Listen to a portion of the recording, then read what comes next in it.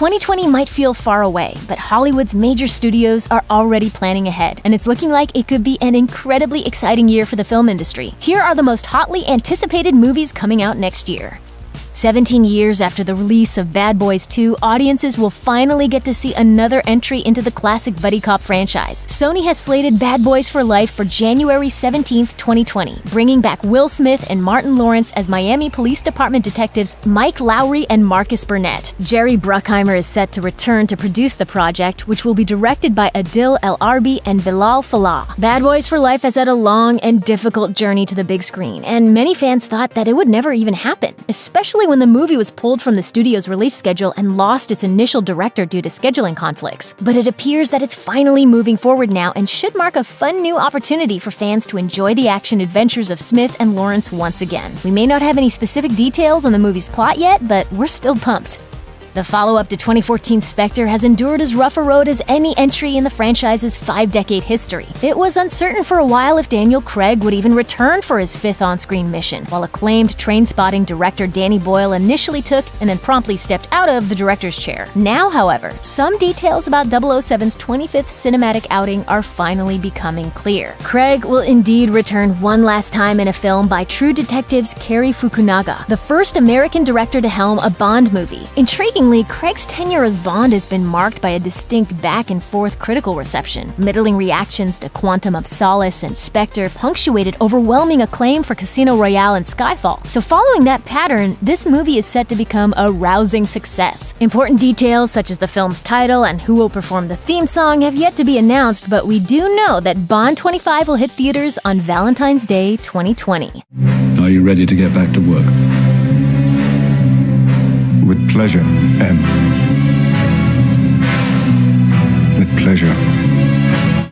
After brooding it up for Marvel's Guardians of the Galaxy movies, Vin Diesel is shifting gears for a different sort of comic book film. The Fast and Furious actor will step into the lead role in Sony's upcoming Bloodshot movie, adapted from Valiant Comics' successful comic series of the same name. The lead character is a wounded soldier who's been resurrected through the wonders of nanotechnology, and now he has to hunt down powerful outcasts called Harbingers. The comic premiered in 1992 and ran for 110 issues, with upwards of 7.5 million copies sold. Now, with the success of Violent Comics-derived films like Logan and Deadpool, Valiant and Sony will surely be striving for an R rating. Given this hero's taste for blood, we'd expect nothing less. Bloodshot will be helmed by visual effects artist and first-time director Dave Wilson, and will co-star Eiza Gonzalez, Michael Sheen, Toby Kebbell, and Sam Heughan, and is due out February 21st.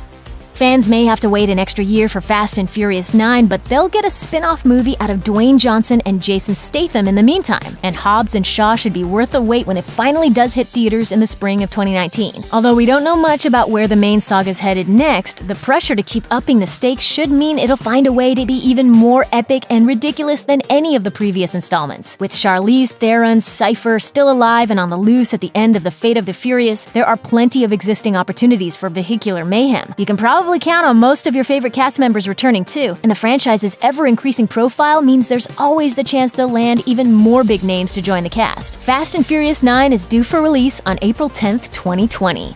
Film fans will finally get the answer to an age-old question on May 22nd, 2020, when Godzilla and King Kong face off on the big screen. Director Adam Wingard has already assured fans that his take on the two monsters will crown a definitive winner, unlike the 1962 film that first pit the two characters against each other. This will be the 4th entry in the Legendary's Monsterverse, first established in 2014's Godzilla.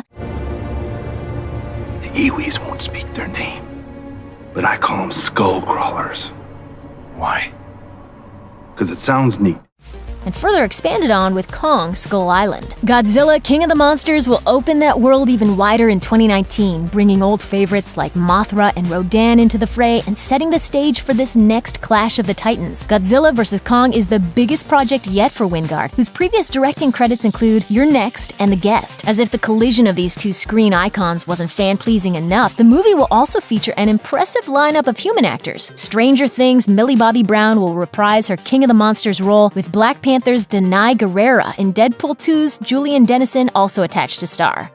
Audiences haven't seen much of Angelina Jolie over the past few years. In fact, her most recent big-budget movie was 2014's Maleficent. Now, after 4 years of waiting, Disney has confirmed the return of the fairy with the horns and the high cheekbones, announcing that Maleficent 2 has started production, with Jolie and Elle Fanning reprising their roles as Maleficent and Aurora. According to the synopsis, the sequel begins several years after the first chapter and follows the complicated relationship between the horned fairy and the soon-to-be queen. Hot off her appearance in Ant-Man and the Wasp, Michelle Pfeiffer has signed on to the project as Queen Ingrid. Harris Dickinson, who has just finished playing John Paul Getty III in the FX series Trust, will step in to replace Brenton Thwaites as Prince Philip, Aurora's love interest. Joachim Ronan, who directed 2017's Pirates of the Caribbean: Dead Men Tell No Tales, will venture into the Enchanted Forest to helm the feature, which is set to hit theaters on May 29th.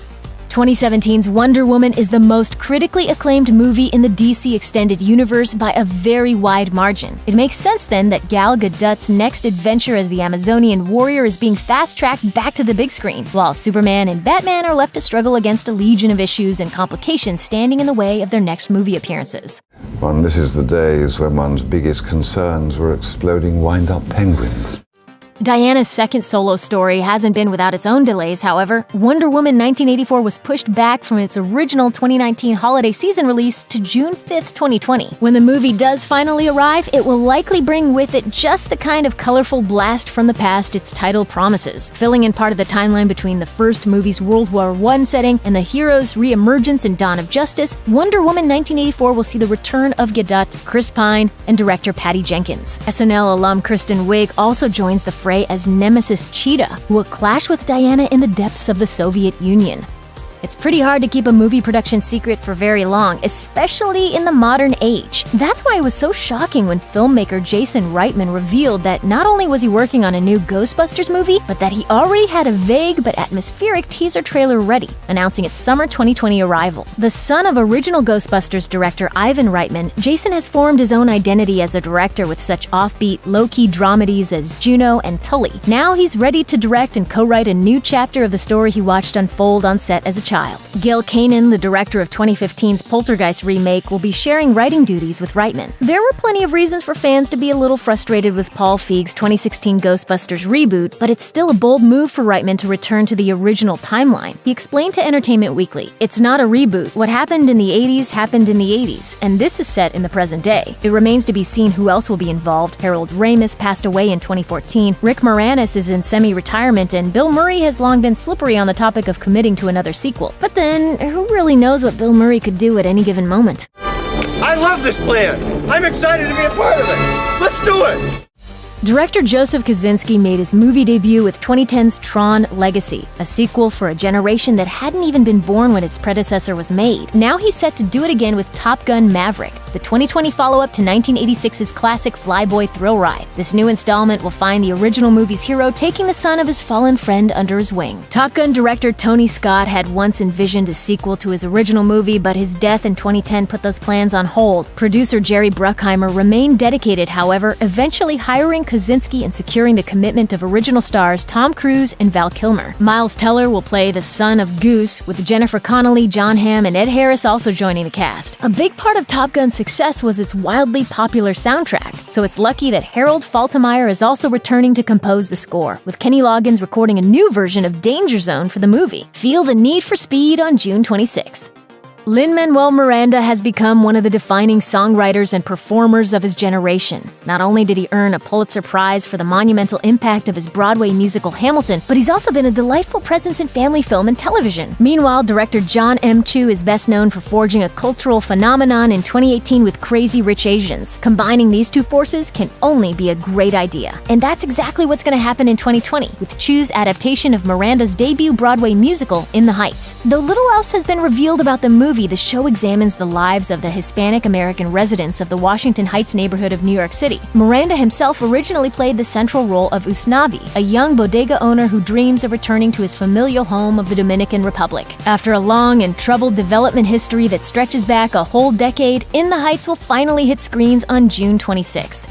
The Crimes of Grindelwald may have been cursed with a less enthusiastic critical response than expected, but it nevertheless continued the Harry Potter tradition of conjuring hordes of box office gold. So there's no reason for Warner Brothers, J.K. Rowling, or director David Yates to transfigure their plans for a 5-movie Fantastic Beasts franchise, and the third entry holds fast in its slated November 20th release date. The ending of the second movie left Newt Scamander and company with a number of potential paths forward. Unlike the original Harry Potter movies, the Fantastic Beasts screenplays aren't adapted directly from books, so we can't be certain just where Rowling will take her Wizarding World next. She has dropped some hints, however, including the possibility that Fantastic Beasts 3 could take place in Rio de Janeiro, a few years after its predecessor.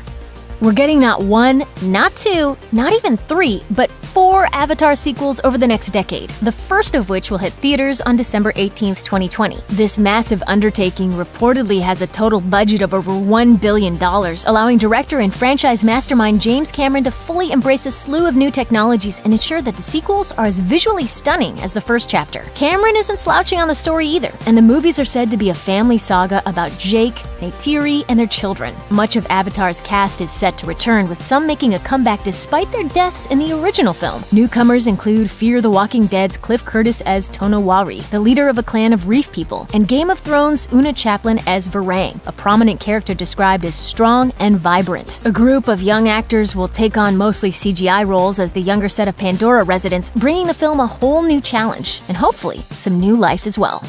Check out some of our newest videos right here. Plus, even more Looper videos about your favorite stuff are coming soon. Subscribe to our YouTube channel and hit the bell so you don't miss a single one.